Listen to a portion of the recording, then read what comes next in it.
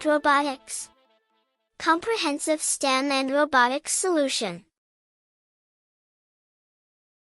Hello innovators, in this video we are going to understand how to connect the Magic Board in wireless mode. First of all, connect your Magic Board with a battery or a power bank. Here we are using a power bank. Use your USB Type-C cable and connect the first end of it with the Magic Board and another end with the power bank.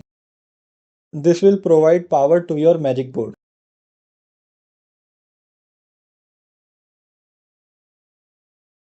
Now go to your computer and turn on your Wi-Fi.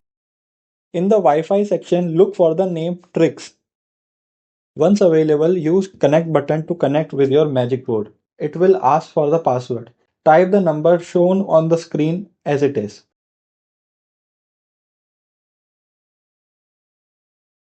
Now go to your app,